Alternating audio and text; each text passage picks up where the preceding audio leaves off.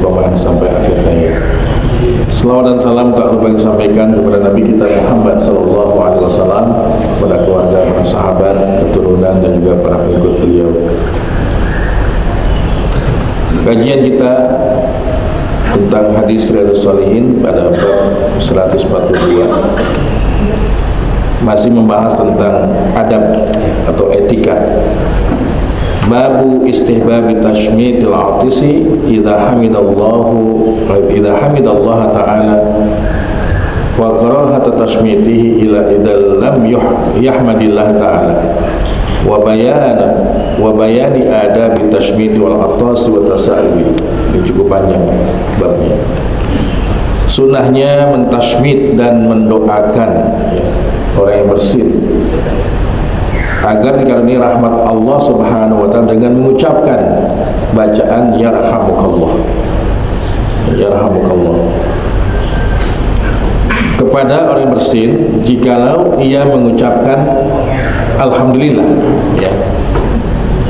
Tapi kalau tidak mengucapkan alhamdulillah, maka kita yang berada di hadapannya tidak boleh membaca yarhamukallah, ya.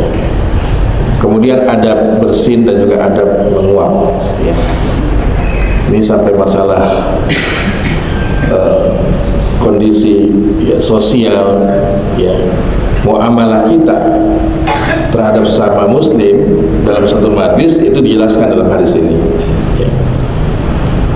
Hadis yang pertama dalam bab ini, an Abi Hurairah radhiyallahu anhu anna Nabi sallallahu alaihi wasallam qala innallaha yuhibbul attasa wa yakrahu at-tasa'uba fa idza atasa ahadukum wa hamidallaha ta'ala kana haqqan 'ala kulli muslimin sami'ahu ay yaqula lahu yarhamukallah wa amma at-tasa'ubu fa innama huwa minasyaitan fa idza tasa'aba ahadukum falyaruddahu mastata'a fa inna ahadakum idza tasa'aba dhahika minhu syaitan. Rawahu al-Bukhari.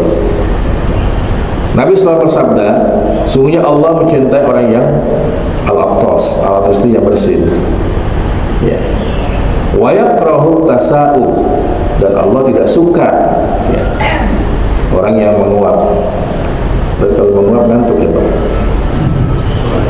Fa idza atas ahadukum, apabila bersin di antara kamu, wa hamidallah ta'ala, dan membaca alhamdulillah, kana haqqan, maka baginya ya hak, dia punya hak dari setiap muslim yang ada di hadapannya yang mendengar ucapan alhamdulillah itu, ayyakula lahu, dia wajib membaca yarhamukallah, semoga Allah merahmatimu.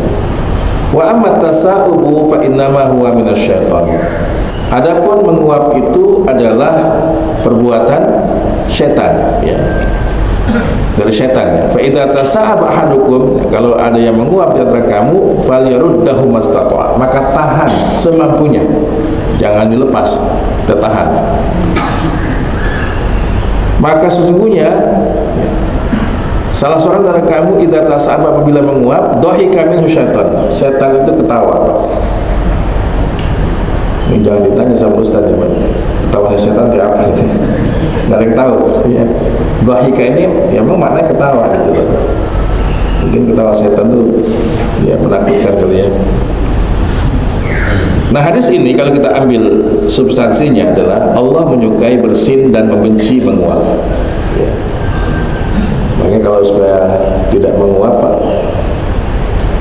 harus cukup istirahatnya. Ini mubakiran wastaiqiz mubakiran, tidur cepat, bangunnya juga cepat. Maka dalam ilmu fikih, ya, pada isya kita melakukan pembicaraan, ya, obrolan itu makruh hukumnya, ya. Makruh tidur malam sebelum isya, dan makruh juga melakukan pembicaraan yang tidak ada gunanya setelah isya. Ya, termasuk mungkin amalan-amalan lain yang membuat kita tidak bisa bangun mudah menjelang subuh. Yang kedua, Allah memiliki sifat cinta, yaitu al-mahabbah, dan sifat benci al-karahah. Ya, Allah membenci kita sebagai hambanya bila ya tidak mengikuti apa yang diinginkan oleh Allah Subhanahu wa taala. Yang ketiga, disunahkan bersegera mengucapkan yarhamukallah. Enggak usah menunggu jeda yang terlalu lama. Ketika dia mengucap alhamdulillah, langsung ya kita membaca yarhamukallah. Kemudian yang keempat, mengucapkan yarhamukallah berlaku jika ya mendengar orang bersih itu mengucapkan hamdalah. Jika tidak mengucapkan, maka tidak boleh kita membaca yarhamukallah. Ya. Ini merupakan apa istilahnya pendidikan ya Pak, menanamkan bagaimana mengamalkan sunnah Nabi. Ya. Setiap yang mendengar orang yang bersin dan memuji Allah mengucapkan alhamdulillah, maka hendaklah mengucapkan yarhamukallah. Ini hukumnya fardu ain, ya Pak, bukan sunnah. Ya. Kalau dia mengucapkan alhamdulillah, kita berada di hadapannya wajib membaca yarhamukallah. Dan ini secara hukum fardu ain. Dalam pandangan Syekh bin Id Al-Hilali dalam bukunya Bahja An-Nadirin. Yang keenam, setan menguasai manusia ketika ia menguap. Akhirnya ia malas dalam ibadah dan tidak semangat. Ya. Kalau sholat subuh banyak menguapnya berarti ini digoda oleh setan ya Pak ya, sekuat tenaga. Setiap menguap itu dari setan, maka hendaklah menguap ditahan semampunya. Fal yarudda mastata'a, tahan, jangan dilepas, jangan ya. Kemudian yang kedelapan, sifat setan ini dia bisa tertawa ya, ketika melihat ada yang menguap itu. Nah ini dari hadis Rasulullah SAW, beliau itu bisa apa ya, menembus hal-hal yang gaib ya. Laula Rasulullah, kalau nggak ada Rasulullah kita nggak tahu bagaimana hakikat setan itu ya. Pernah kita singgung hikmahnya azan, Mbak, azan dengan suara yang jauh jangkauannya itu. Salah satu hikmahnya adalah sebelum kita sholat ini jamaah, itu setan dibikin jauh dulu dari kita. Makanya bila mendengar azan, dia tuh lari ke tempat yang jauh sekali. Seukuran dia tidak mendengar suara azan lagi. Ya, entah kemana, mungkin bisa ke laut sana kali ya. Nah, kalau di laut nggak ada azan Pak ya. Yang paling menderita setan hidup di Bekasi. Azan subuh di mana-mana ya Pak ya. Iya, itu ada dalam hadis Nabi. Bahkan dalam hadis sahihnya itu dijelaskan setan lari sampai tunggang langgang, sampai terkentut-kentut Pak. Saya juga nggak pernah tahu bagaimana kentutnya setan. Jadi ini sesuatu yang memang dia itu makhluk gaib. Ya, ketika disebutkan kalimat-kalimat yang sama, bisa jadi ini punya pemahaman yang berbeda. Ya. Karena qiyasul ghaib ala syahid batil, ya, mengkiaskan alam nyata dengan alam gaib itu adalah sesuatu yang salah. Ya. Yadullahi, Allah punya tangan. Dalam pikiran kita tangannya ini gitu. Nah ini nggak boleh kita mengkiaskan tangan alam nyata, alam ya manusia ini dengan tangannya Allah Subhanahu wa taala. Makanya ada kaidah dalam ilmu tauhid, qiyasul ghaibi ala syahidi batil. Ya. Allah alam bagaimana kentutnya setan, bagaimana setan itu mengencingi telinga kita ketika subuh, ya azan subuh tidak bangun, ya. Dan bagaimana setan itu tertawa. Ya. Dari sahabat yang sama, Abu Hurairah anhu, anin Nabi SAW qala, idza atasa ahadukum falyaqul alhamdulillah wa yaqul lahu akhuhu aw sahibuhu yarhamukallah. Fa idza qala lahu yarhamukallah falyaqul yahdikumullah husnul balakum. Ini ada tambahan. Setelah dia mengucap yarhamukallah, didoakan lagi oleh orang yang bersin, yaitu yahdikumullah wa yuslihu balakum. Nah ini luar biasa Pak ya, dari kata ganti tunggal menggunakan kata ganti jama ya, kum ay antum. Berarti doa ini mencakup untuk selain yang mengucapkan yarhamukallah saja ya, kita pun termasuk didoakan yahdikumullah wa yuslihu balakum. Untuk orang banyak ya, Kemudian hadis yang berikutnya ini yang bersama ya. Isinya kalau memang dia mengucapkan hamdalah wajib kita membaca yarhamukallah. Kalau tidak maka tidak usah. Ya, karena itu hukumnya bukan malah sunnah jadi makruh kita membaca yarhamukallah. Nah, hadis ini atau hadis-hadis di atas ya, kita ambil poin pentingnya. Nabi SAW mengajarkan kepada umatnya perihal bersin dan bagaimana menjawabnya. Ini doa yang sifatnya ada kejadian ya. Doa yang berkaitan dengan kondisi ya dan sebab ya, sebabnya bersin. Saya pernah baca Pak dalam buku kesehatan ya, manfaat bersin tahu secara kesehatan, mengeluarkan ya bakteri yang ada dalam tubuh. Maka kalau itu membahayakan kita ya, dan alhamdulillah Allah kasih ya kemampuan kita untuk bersin, maka ini nikmat sungguhnya.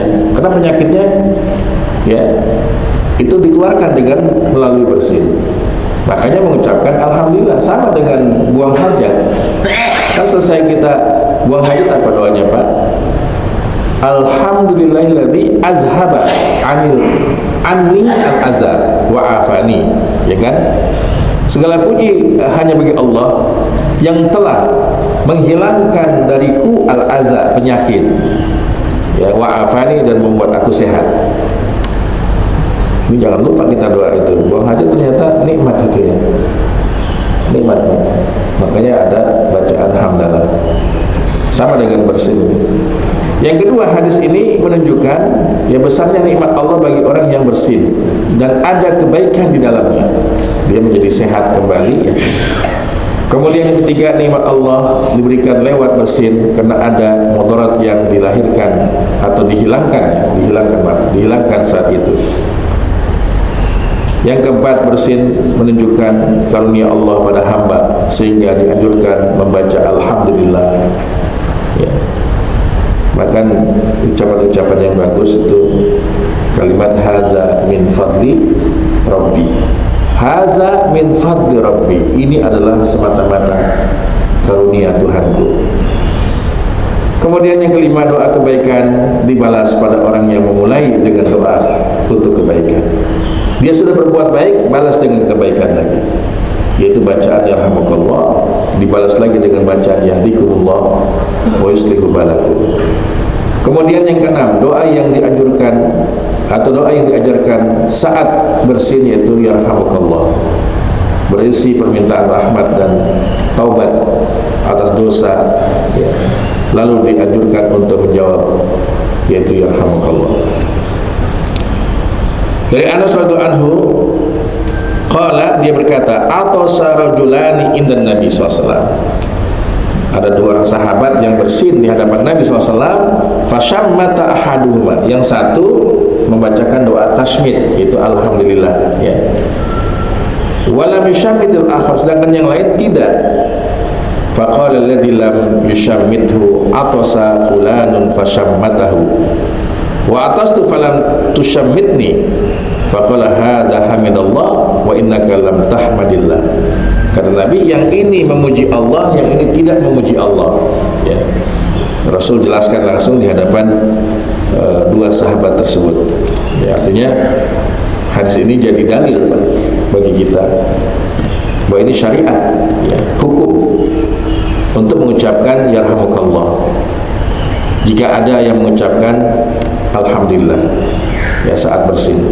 Hadis ini juga berisi larangan tidak perlu kita mengucapkan yarhamukallah bagi yang tidak memuji Allah Subhanahu wa taala ketika ia bersin ya. Idza atasa wada'a yadahu aw sabu ala fihi. Dulu Rasulullah SAW ketika bersin itu meletakkan tangannya atau bajunya di mulutnya.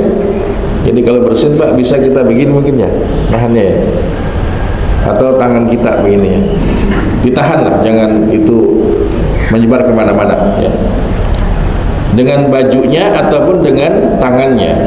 Wa khafada aw ghadda biha sautahu, dan bagaimana membuat suaranya itu tidak terlalu kencang. Itu bagaimana membuat volumenya jadi rendah lah ya. Itu penting tuh, menutup itu. Jadi jangan bersin dilepas tanpa menutup dengan tangan atau dengan pakaian atau dengan baju ya. Apa yang kita kenakan lah, sorban juga boleh ya. Nah, hadis ini adalah jika yang bersin tidak mengucapkan hamdalah atau mengucapkan kalimat lainnya, maka tidak perlu mengucapkan yarhamukallah. Ada nggak Pak ucapan lain? Orang di kampung biasanya kalau anaknya bersin kabur penyakitnya gitu ya.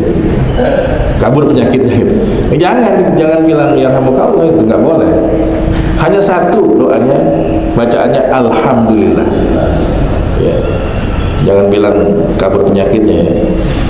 Yang kedua, boleh bertanya, meminta penjelasan kenapa yang satu diperlakukan seperti ini, yang lain tidak. Ya, tadi ada perbedaan. Sahabat ini membaca alhamdulillah, yang ini tidak. Ya.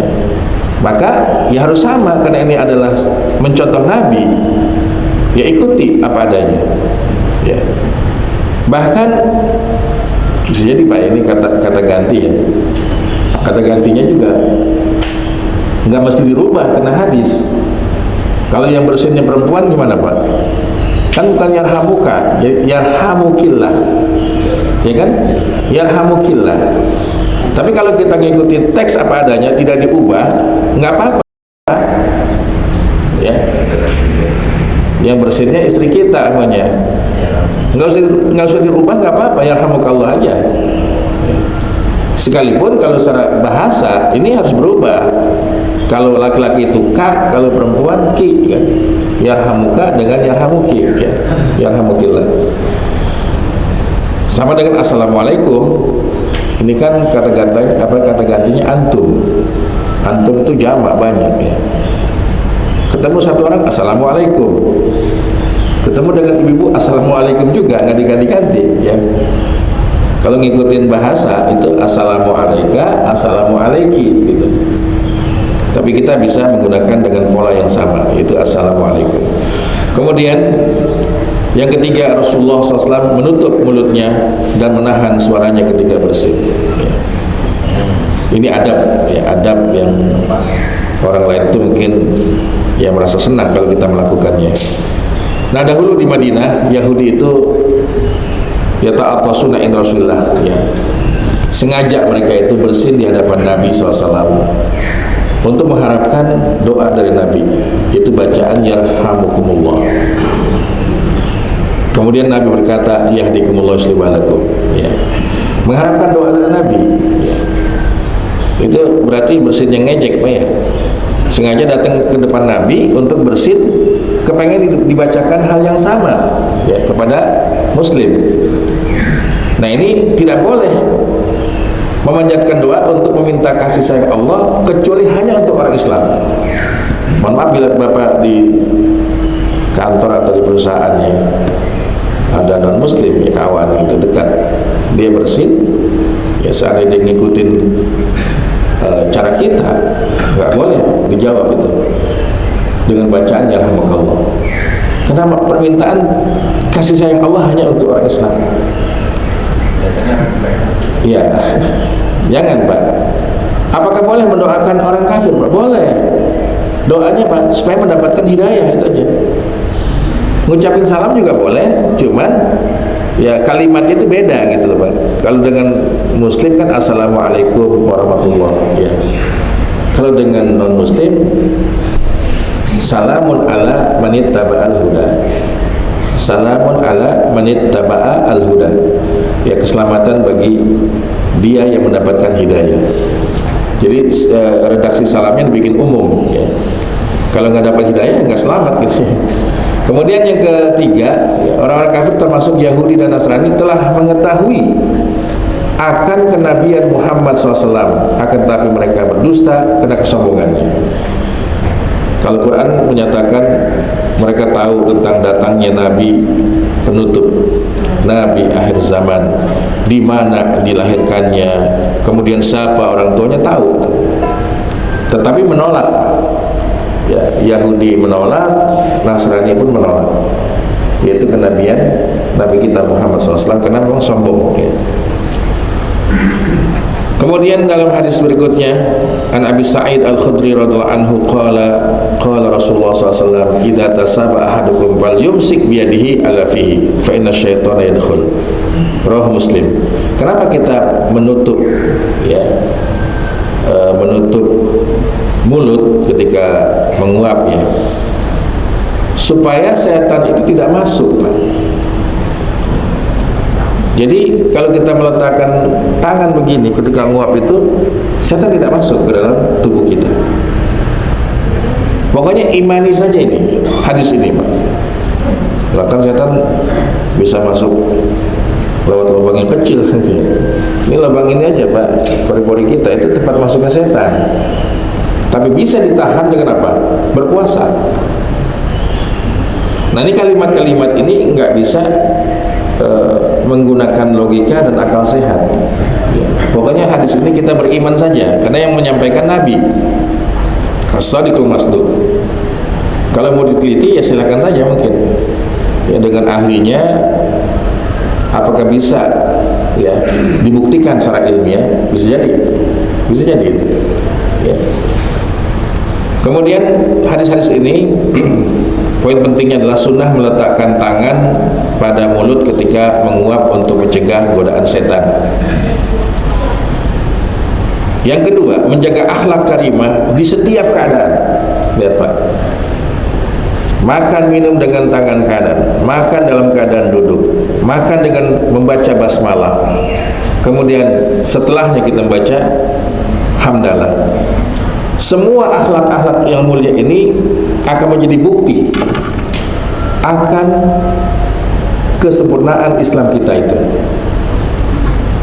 Ingat, para ulama menyepakati al-akhlaqu samratul iman. Akhlak itu buahnya keimanan.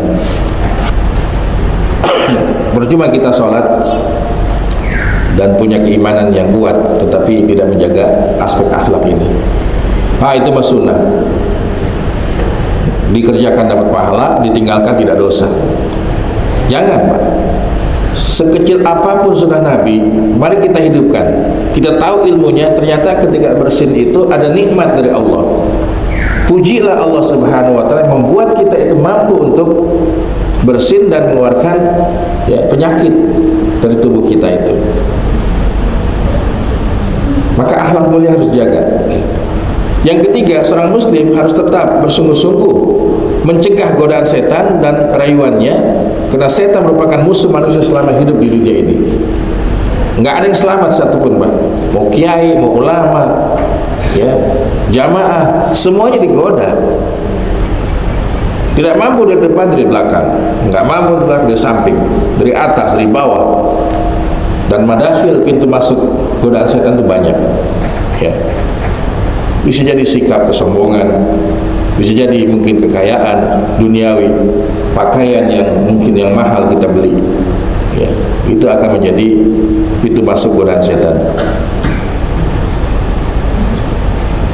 Maka yang keempat ini ya makruh hukumnya bagi orang yang mengeluarkan suara dari mulutnya. Itu nggak boleh, jangan sampai bunyi kalau bisa, ya. Ini malah dilepas ya, dilepas, wah ini. Jadi enak, jadi lega, puas katanya. Ini bukan puas dan tidak puas, Pak, harus ngikutin sunnah ini. Justru itu membuat setan ketawa lebih kencang lagi tuh. Ya, kalau kita bunyi. Kemudian bab yang berikutnya, ini kita sambung dua bab ya, Pak. Yaitu sunnah tentang musafahah indal liqa. Musafah itu apa? Salaman, berjabatan tangan. Wa basyashatil wajh. Jadi wajah yang ceria, wajah yang enak gitu, Pak. Jangan sampai salaman tapi wajahnya enggak enak gitu dipandangnya, ya. Wa taqbili yadi rajulis salih, dan mengecup ya atau mencium tangan seorang yang saleh. Wa taqbili waladihi, dan juga mencium anaknya ya, anaknya orang soleh berarti ya. Syafaqatan wa mu'anaqatan, ya, serta merangkul orang yang baru datang dari perjalanan yang jauh, ya. wa karahatul inhina, dan makruh hukumnya menundukkan atau membungkukkan badan. Berarti ini salam hormatnya orang Jepang ya Pak, jangan diikutin. Bilang apa Pak? Kalau sambil nunduk itu orang Jepang apa? Arigato. Nah ini Islam ada tuntunan dari Nabi SAW. Berarti kalau kita hubungkan dengan kebiasaan kita Pak ya, ini kan ada yang tidak mau ya, yang dicium tangan itu nggak mau. Jadi anak dengan bapak pun sama aja begini salamannya gitu, dengan alasan bahwa itu mengkultuskan manusia. Jadi bisa jadi hukumnya itu melakukan kemusyrikan, ya, tindakan syirik pada Allah Subhanahu Wa Taala. Padahal tidak Pak. Ihtiram, menghormati, tidak identik dengan takdis. Jadi menghormati sesuatu tidak sama dengan mengkultuskan. Ka'bah itu wajib kita hormati. Suci kan dia? Suci. Ya. Bolehkah kita menyembahnya? Enggak. Tetap kita menyembah adalah Rabbul Ka'bah, Tuhan yang memiliki Ka'bah itu. Quran juga sama, suci, tapi kita enggak. Ya kita hormati, kita anggap itu kalamullah, suci, tapi tidak boleh kita menyembahnya. Ya. Jadi selama itu menghormati dan memang ada contoh dari Nabi, ada nasnya, ya kita lakukan. Di sini banyak sekali nih bentuk musafahah, ada dengan berjabatan tangan biasa kalau itu seusia, ya, sebaya. Tapi kalau kita lihat ini lebih tua dari kita, boleh kita mencium tangannya. Ya. Boleh juga mu'anaqah. Mu'anaqah itu merangkul Pak. Ini leher kita ketemu dengan lehernya itu, mu'anaqah namanya. Nah bagaimana para masyayikh, ulama-ulama di Timur Tengah, mereka itu selalu mu'anaqah Pak. Dia merangkul, kemudian takbil. Takbil itu apa Pak? Dibilang mencium juga salah ya. Kayak semacam bunyi gitu Pak. Takbil itu kecup ya, bunyi gitu. Kalau dia merangkul tuh bunyi gitu, suara kecupan itu. Saya perhatikan langsung ulama-ulama yang terkenal ya, imam-imam rawatib di Masjid Nabawi bersama itu, kalau ketemu begitu salamannya mu'anaqah. Ya. Nah bagaimana hadis Nabi itu menjelaskan? Ya, apakah salaman itu ada di zaman sahabat? Qala na'am, kata Rasulullah iya. Ya. Kata sahabat Anas itu na'am, iya, ada. Jadi sahabat sudah memulai dan mencontohkan bagaimana itu salaman, berjabatan tangan. Bahkan ada pendapat salaman itu bentuknya mengusap kepala, ya. Yaitu ayah ketika melihat anaknya baru pulang dari sekolah, ya, bisa diganti salaman itu dengan mengusap kepalanya. Itu adalah min dimni al-musafahah, bagian daripada musafahah. Yang nggak boleh kan anak megang kepala bapak kan, iya, diusap kalau bapaknya itu songong namanya. Tapi kalau kepada yang muda atau bagi anak itu bisa diusap kepalanya itu. Ya. Jadi syariatkan bersalaman atau musafahah karena hal tersebut ada di masa sahabat, sehingga disimpulkan sebagai ijma sukuti dalam fikihnya, yang dianggap sebagai dalil atau hujjah. Jadi ijma sukuti itu termasuk dalil. Setiap sahabat ketemu salaman semuanya setuju. Sukut itu kan terdiam ya, membenarkan. Maka ijma sukuti adalah pernyataan yang dikemukakan secara jelas. Semuanya melakukan itu, ya. Oleh sebagian mujtahid dianggap sudah jelas, nggak ada perselisihan dalam menentukan fatwa atau hukum Islam.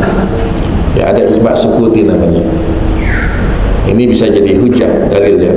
Ada seorang mahasiswa nulis tentang hujiyatu ijma, ya, salah satunya dibahas tentang ijma sukuti ini. Nggak ada yang membantah maksudnya Pak. Berarti kalau ada membantah satu pun dari sahabat, ini kesepakatan sudah, ya. Dari Anas radhiyallahu anhu qala, dia berkata, lamma jaa ahlul Yaman, ketika datang penduduk Yaman, ya. Qala Rasulullah SAW, qad ja'akum ahlul Yaman wa hum awwal man ja'a bil musafahah. Jadi kalau kita ingin membaca sejarahnya, musafahah ini siapa sih yang memulai dulunya? Ya, Rasul mengatakan adalah orang-orang Yaman. Ini hadis yang saya sampai hari ini masih mendalami, Pak, ya. Al-imanu Yamaniyah. Jadi iman itu adalah ukurannya orang Yaman. Ukuran imannya kita orang Islam di dunia ini adalah keimanannya orang Yaman. Ya. Al-imanu Yamaniyun ataupun Yamaniyah. Ya. Nah, ternyata memang banyak kebaikan dari Yaman ini, Pak. Dikenal zaman Nabi itu. Salah satu sahabat juga diutus ke Yaman. Ya. Kenapa? Mereka itu ahlul kitab. Ahlul kitabnya bukan dari kalangan Yahudi, dia itu Nasrani. Memang sama-sama memusuhi Islam, tapi kata Allah, yang lebih ringan permusuhan itu siapa? Alladzina qalu Nasara. Ya. Yang asyaddu adawatan siapa? Yahudi dan kaum musyrikin. Lihat, Pak, ini kita ingin mengukur permusuhan terhadap umat Islam, siapa yang paling sadis? Yahudi. Dan orang musyrik itu mungkin Hindu dan Buddha. Ya. Yang paling ringan permusuhan siapa? Nasrani. Kenapa alasannya? Mereka punya kisis itu apa? Pendeta. Yang akhlak itu sangat terjaga, Pak. Ya. Ada pernyataan dalam akidah umat Nasrani itu, bila kamu dipukul ya pipi kananmu, berilah pipi kiri biar lengkap gitu. Digaplok dua-duanya gitu ya. Nggak balas dia. Kenapa? Ada kisis sebagai benteng agamanya di situ. Ya. Makanya dengan Yahudi nggak ada toleransi, Pak, gitu nih. Ya. Laknatullah alaihi. Jadi disyariatkan bersalaman musafah melalui ketetapan Nabi SAW, dan orang Yaman adalah mereka yang pertama kali mensyiarkan musafah ini. Dari Bara radhiyallahu anhu, Rasulullah bersabda, "Ma min muslimaini yaltaqiyani fayatasafahani illa ghufranahuma qabla ayyaftariqa." Rawahu Abu Dawud. Ini manfaatnya.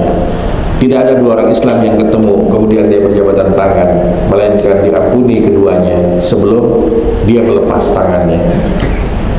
Niatkan, Pak, bahwa kita bersalaman ikhlas, ada mahabbah sesama muslim, ya. Kemudian fadilahnya adalah dosa-dosa kita itu diampuni. Ya, tentu dosa-dosa kecil di sini ya. Dosa kecil, bukan dosa besar, Pak, ya. Ya, intinya disunahkanlah musafahah setiap bertemu ya dua orang Islam, dan hal tersebut merupakan amal soleh yang menghapus dosa kecil dan mendatangkan rasa cinta dan simpati. Coba kita lewat, Pak, yang nggak ngucap salam, nggak bermusafahah, Pak. Dibilang apa itu? Hah? Sombong, sombong banget gitu ya. Temu nggak salam, nggak salaman. Ya, ini adab yang memang dijaga oleh kita seharusnya, ya. Jangan kita terkontaminasi dengan nih tradisi jahiliyah abad ini ya. Nggak ngucap salam, nggak apa, panggil apa, hai gitu ya. Hai bro, hai bro. Jangan, Pak. Ya, hai bro gitu. Hai guys. Jangan tuh. Apapun yang menghantam kita, semua ghazwul fikri itu harus kita kembali kepada sunnah Rasulullah SAW. Ya. Dan itu tidak dianggap perbuatan yang dianggap kuno gitu ya. Hadis Nabi selalu relevan. Ya. Kemudian di hadis berikutnya dari Anas bin Malik, ya, masih perawi yang sama, ya Rasulullah, arajul minna yalqa akhahu aw sadiqahu ayan hanilahu, qala la. Ya Rasulullah, kalau ketemu sahabat dengan sahabatnya, apakah boleh membukukan badannya, menundukkan badannya? Ya. Qala la. Tetapi enggak. Qala afayaltazimuhu wa yuqabbiluhu. Ya, bolehkah dia menciumnya, mengecupnya? Qala la.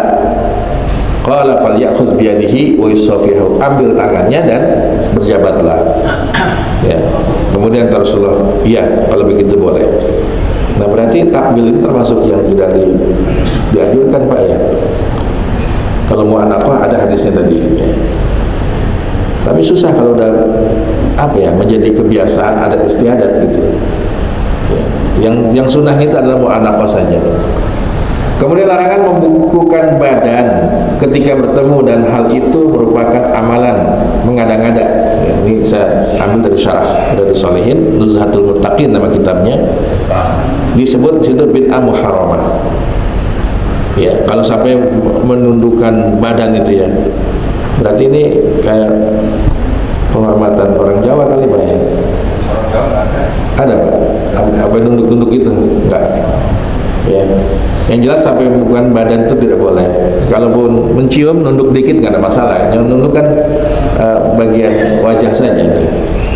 Kemudian makruh hukumnya merangkul sambil mencium atau mengecup ya, dan boleh bila hanya merangkul saja ya. Jadi yang boleh itu mu'anaqah. Wabil khusus ketika sahabat kita atau jamaah kita ini melakukan perjalanan yang cukup jauh ya. Ada jamaah kita mau pergi umroh, itu salamannya jangan biasa begini, jangan. Kita harus mu'anaqah ya. Kita rangkul dia.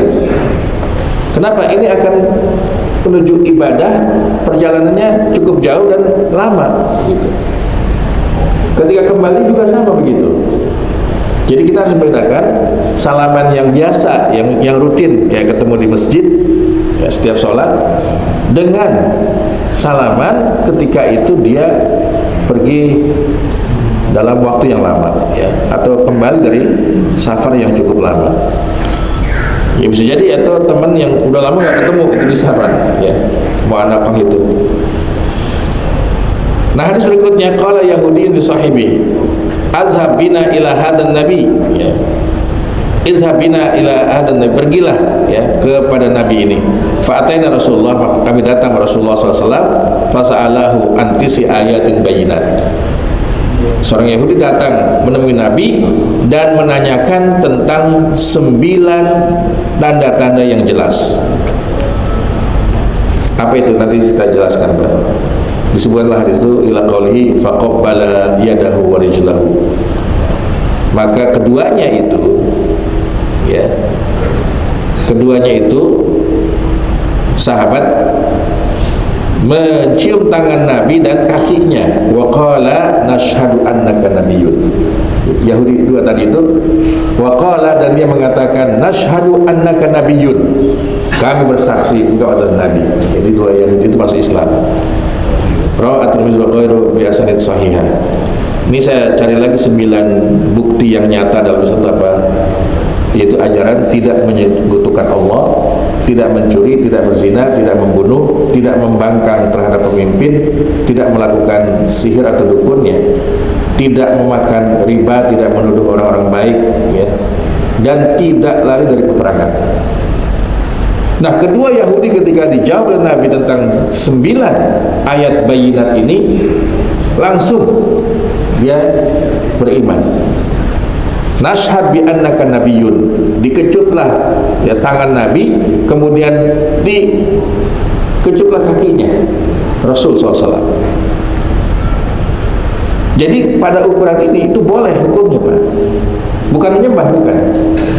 Kalau Nabi tidak mengatakan tidak boleh, ini pasti dicegah gitu dengan tindakannya. Artinya mencium tangan orang baik ya, ulama, kiai ataupun habaib ya. Ini hari ini lagi konflik tentang nasab ya Pak, urusan nasab itu. Jadi bagi kita kalau itu kelihatan orang baik, dia itu ulama, silakan Pak melakukan apa yang sama ya.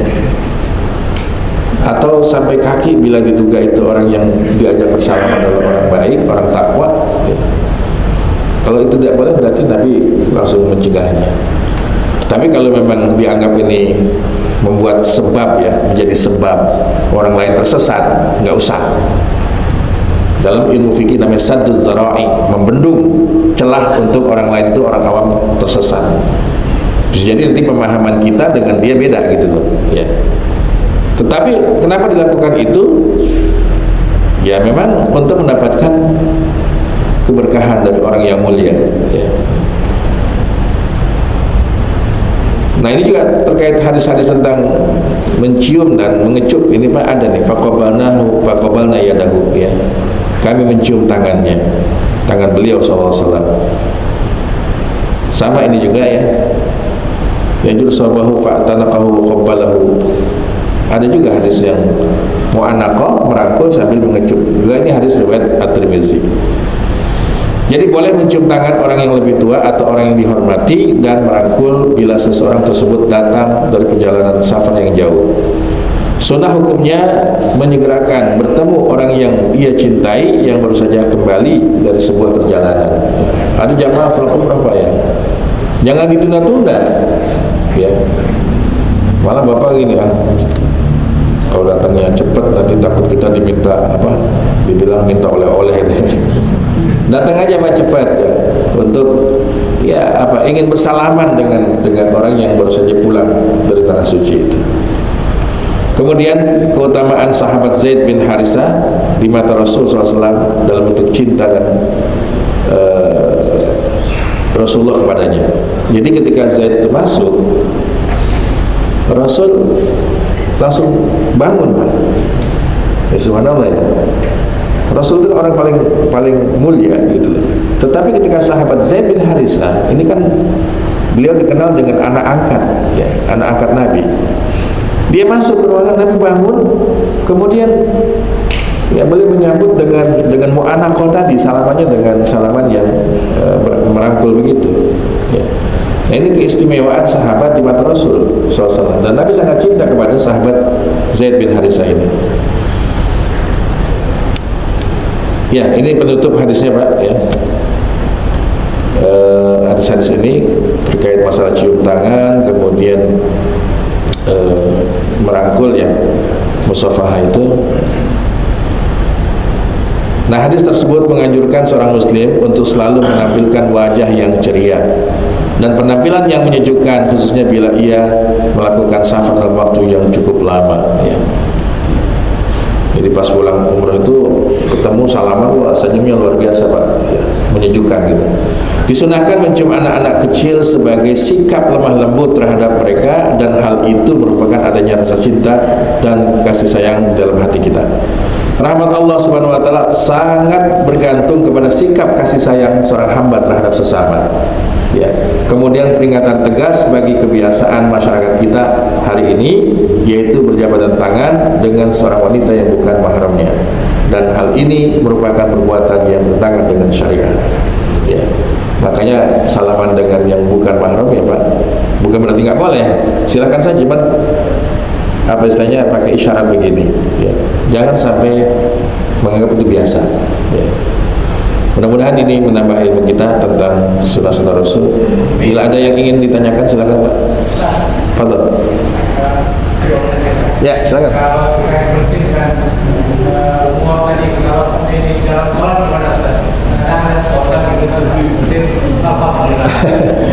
Dalam sholat, lagi sholat bersin kemudian bilang alhamdulillah. Jangan Pak, jangan. Itu nggak boleh. Bisa jadi ya itu secara hukum fikih membatalkan sholatnya, batal sholatnya karena tidak ada kaitan. Nah itu ya kalau tidak sengaja ya Pak, tidak sengaja, ma'fun anhu, tidak sengaja ya, orang refleks begitu aja ya, lagi sholat bersin alhamdulillah. Tapi yang samping jangan jawab ya. Jangan jawab, kalau jawab dua-duanya batal ya rahmatullah. Fokus dengan sholat. Jadi ini adalah akhlak yang Nabi ajarkan di luar ibadah sholat tadi itu. Ya. Ketika sholat kita fokus dengan bacaan sholat dan amalan-amalan sholat saja. Ya. Bahkan gini Pak, bagusnya gimana sih kita kalau membaca bacaan sholat itu? Contoh ketika tahiyat ya, kan itu ada selawat pada Nabi ya, Allahumma sholli ala Muhammad wa ala ali Muhammad kama shallaita ala Ibrahim wa ala ali. Enggak ada kata sayyidina di situ. Enggak ada kata sayyidina. Kalau kita tambahkan Sayyidina gimana? Nggak boleh, itu hadis masalahnya. Ikutin apa adanya. Di dalam salat nambahin kata Sayyidina aja, bahasa Arab juga kan ya, nggak boleh. Apalagi yang bersin bilang alhamdulillah gitu ya. Nggak ada kaitannya dengan ibadah salatnya. Nah, makanya kata ulama menambahkan kata Sayyidina saja dalam hadis namanya mudalas. Ya, hadis jadi hadis mudalas. Ada sisipan bahasa kita. Jadi bahasa Nabi harus utuh. Apalagi dalam sholat ya. Kalau nggak ada pakai Sayyidina ya udah baca aja Allahumma sholli ala Muhammad wa ala ali Muhammad kama shallaita ala Ibrahim. Tapi di luar sholat ya silakan. Dalam sambutan Allahumma sholli wa sallim ala Sayyidina Muhammad wa ala ali Sayyidina Muhammad kan gitu. Silakan saja.